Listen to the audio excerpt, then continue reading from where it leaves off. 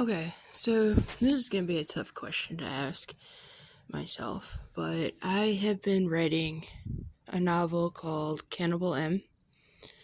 It used to be called Cannibal Matryoshka, but I've decided to shorten it.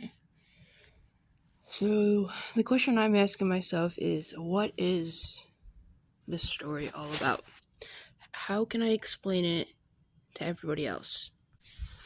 That's going to be a really complicated answer, and I apologize ahead of time for not probably being articulate and having a lot of O's and M's and O's and, stuff like that. So I'm sorry ahead of time, but here we go. I don't even remember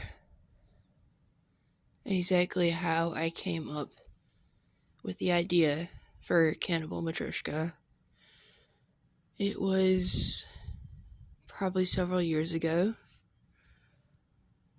and I have a whole notebook worth of notes and ideas and topics that I want to look into to try to educate myself about subjects that I want to include in my novel. At the moment, I think it's going to be a very long novel or a series of novels. I'm not sure yet. Sometimes things can surprise you, and maybe it will actually end up being very short. I doubt that, but there's that possibility. So what is it about? My overall aim is to create an erotic story, an experimental book, one that you don't just read from front to back. You actually have to do a whole bunch of different things to try to piece together the story. It requires a lot more of the reader, and these are the kind of stories and books that I myself am really drawn to. I really love them, and I would love to create something of that nature. Cannibal Matryoshka has to do with a special little town called Plateau Falls. And there's the city, the town of Plateau Falls, but what's really important is what happens on the street called Hackberry Lane. It used to be called, well, it is called Hackberry Road, but I think I want to change it to Hackberry Lane. Anyway, this is not here or there.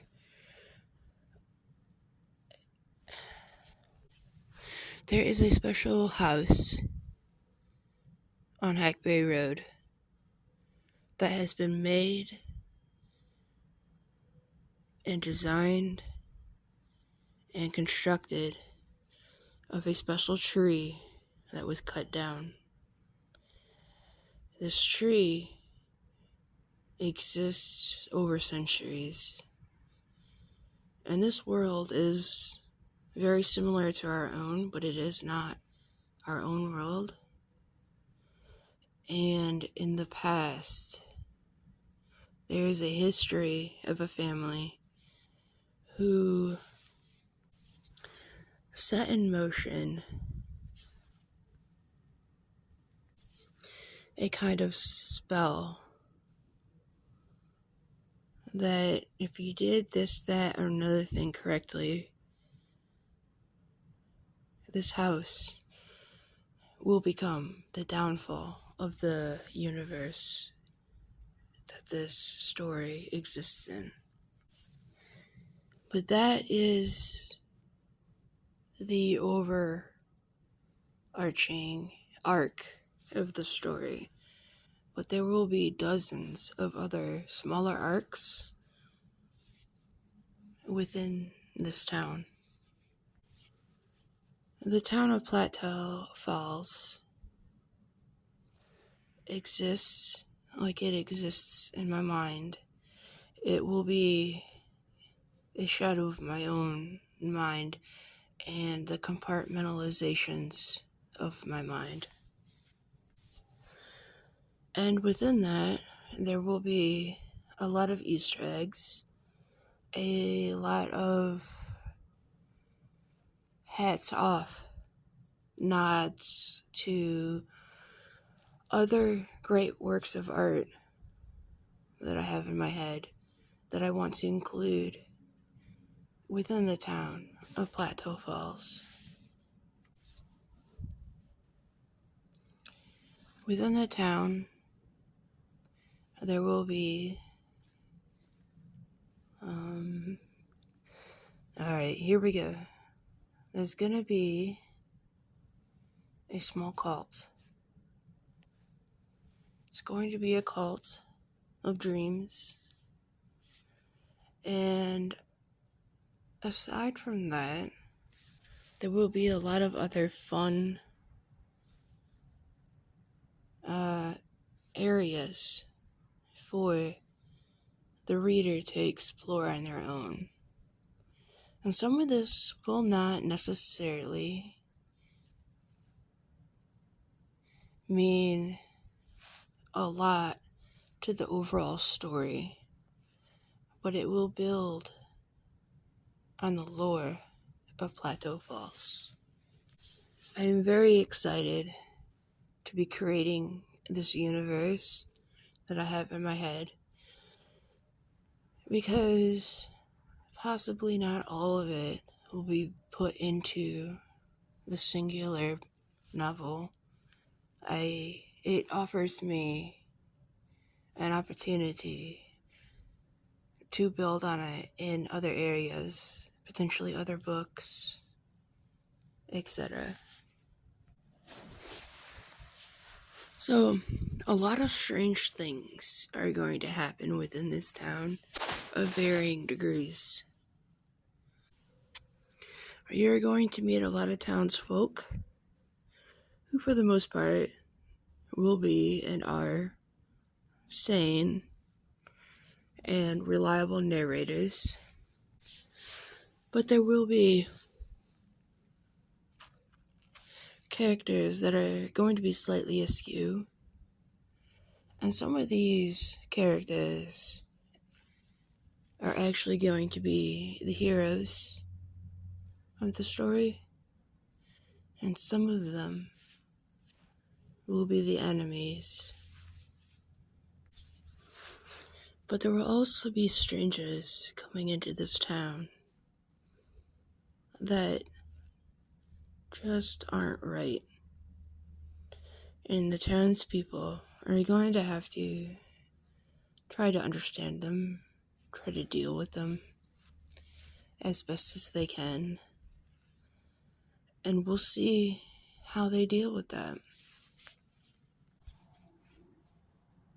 But these strange folks coming into town are going to throw everything asunder. I can't get into details because that would be totally spoilerific.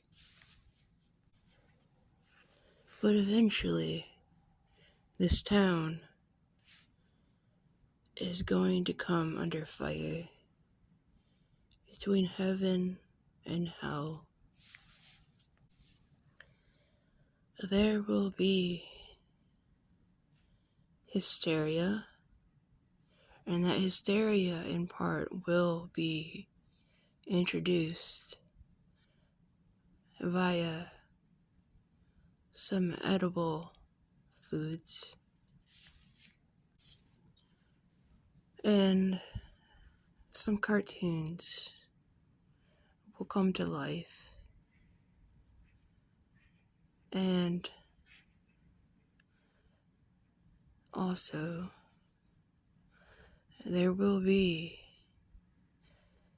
a new form of human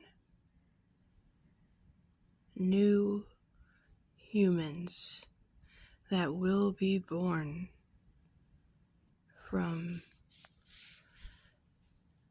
really weird and odd circumstances. They will be the harbingers that will, well, how should I exactly say this? The house. They will have a direct effect on the house. And there's a well, and there will be seeds planted, and they will sprout throughout the absolute universe. This universe, which is very much like our own, will have what will be called the oligarchs of space. And there will be a war within space, within this planet that Plateau Falls exists within. But it will also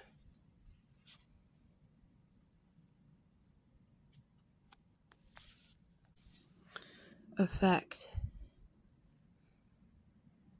the multiverse in the biggest way that you will never be able to imagine.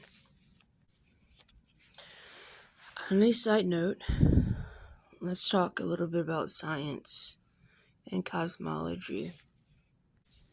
I, myself, am a huge proponent of what is called the ekpyrotic universe, and that exists under the umbrella term of a cyclical universe, meaning the Big Bang, our Big Bang, was not a unique occurrence. Brain cosmology, meaning that there are these planes, membranes out there that fluctuate. And this is a horrible explanation, but basically if they fluctuate too much over time, they collide, and that is what creates the singularity. The singularity meaning the Big Bang. Now, I have a problem with the Big Bang Theory, and I have a problem with the inflation theory, meaning inflation was created, or if you would rather, discovered. Inflation solved a lot of the Big Bang problems, but inflation in and of itself solved some of that, but it created its own problems as well. So, we do not really have a great working understanding of cosmology. We have discovered universes recently that are way too old than what should be allowed with our current mathematics. So, something is awry. And honestly, I kind of love that. Because, one, I always thought Big Bang was a little bit wrong. I thought inflation was really wrong. And I just think it opens up so much for the imagination of what really could be going on. Now, ekpyrotic universes, cyclical universes, they have so much to be said about that. And if you really are interested, I could suggest a book, which I can't remember off the top of my head, but I can suggest a book for you to read that is absolutely, in layman's terms, it's easy to understand, and it's an amazing book that was written probably about 20 years ago. But I digress. We're talking about Cannibal M here. So, Cannibal M exists in a world that has cosmic eggs. The cosmic egg is a very, very, very old theory that is absolutely not how things exist in the universe anymore. However, I've always found the cosmic egg theory to be really cute and quaint, and I love the idea of it, even though we know it's not true anymore. But it's also really fitting for me calling my story Cannibal Matryoshka. Matryoshka, if you don't know, they are Russian nesting dolls. Even if you don't recognize the term, you know what they are. They are wooden dolls. You open up one, and there's a smaller one inside. You open up that one, there's another smaller one inside, etc., etc. And I really like that thought, and I really like how it equates to a cosmic egg. So all that aside, this also has to do a lot with my mother and about everybody's mothers and giving life to eggs who become people, and then those people can create people, etc. So I'm not sure, but I'm wondering if you can get a little bit about what I'm talking about at this point. Mother Earth, the cosmic egg, Mother Universe, and how it replicates itself, and replicates, and replicates, and replicates. So, there will be giga whales. There will be a house. A bizarre house that will ultimately shape the cosmos. And there will be people who will be fighting for the end of all things. And there will be people fighting to continue all things. There will be blood. But before all that, there will be community. There will be all these little things that we in society love and cherish and fight for. But I'm not saying that there will be a happy ending. I think there are too many stories out there with happy endings, because I think that's what readers want to read, but it's not necessarily what they deserve.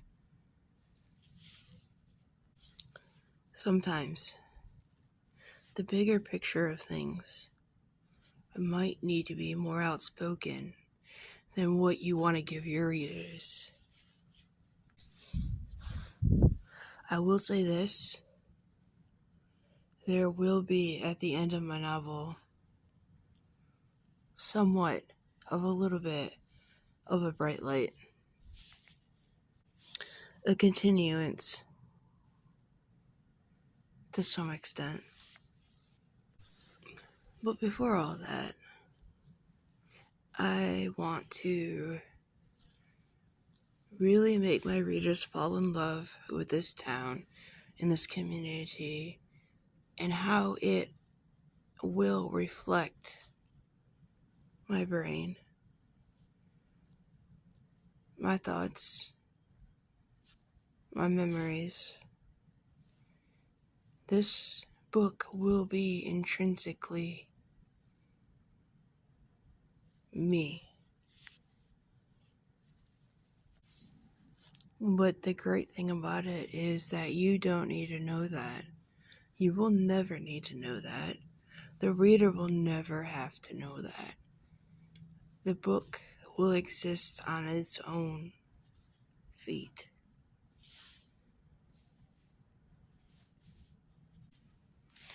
And that is what I am most excited about.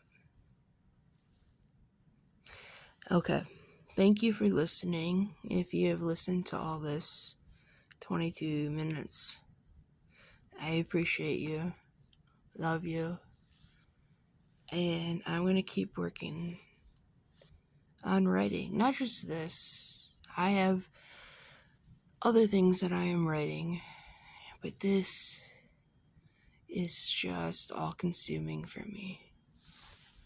Alright, okay, anyway, thank you, love you, appreciate y'all, bye-bye.